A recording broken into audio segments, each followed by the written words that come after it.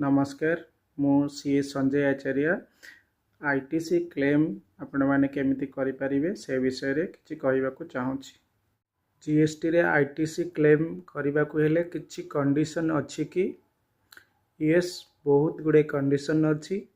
आमे नॉर्मली भाबी थांती जे मु जिंस परचेज करदेली एवं मते आईटीसी मिल जिवो ना, एमिति किछि नै, बहुत गुडे कंडीशन अछि। तो आईटीसी क्लेम करने को हेले आमे प्रथमे भाविबाक पड़िबो आमे जेउ जिनस किणुचंती ताहा बिजनेस पर्पज रे किणुचंती बा बिजनेस को फर्दर बढ़ाइबा को किणुचंती। कोनोसी पर्सनल एक्सपेंडिचर रे इनपुट मिलिबो नाही। फास्ट द्वितीय आमको गोटे इनवॉइस मिलिबा दरकार।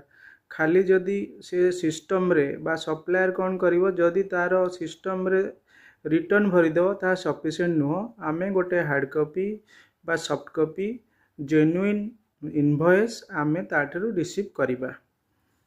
इनवॉइस परे आमे जिनसटा को फिजिकली रिसीव करिथिबा। तो फिजिकली केमती प्रूफ देवा पड़ियो, ईओए बिल थिबो जदि स्पेसिफिक वैल्यू 50,000 टंकार अधिक अछि, लोडिंग अनलोडिंग खर्च होइछि, ट्रांजिट इंश्योरेंस होइछि। तो एई भली केतेटा ग्राउंड रे आमे प्रूव करि परिबा जे हाँ आमे जिंस रिसीव करिचे बोली। तापरे जे हमको सेल करिछि से तार रिटर्न रे जीएसटीआर 1 फाइल करिछि एवं सेटा आम जीएसटीआर 2B रिपोर्ट रे शो करूछि।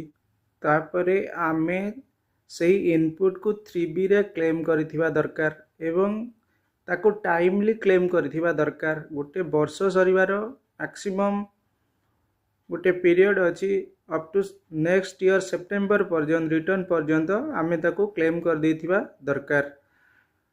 एवं आमे सेही परचेज रो payment 180 days of the invoice रे पेमेंट कर देथिबा दरकार, नहले मध्ये आमे इनएलिजिबल हे जिबा। जदि आमे परचेज करिसंती जोडा यूज हबो टैक्सेबल सेल्स एवं एग्जेम्प्टेड सेल्स पई, ताहेले प्रोपोर्शनेट अमाउंट आमे इनपुट क्लेम करि परिबा।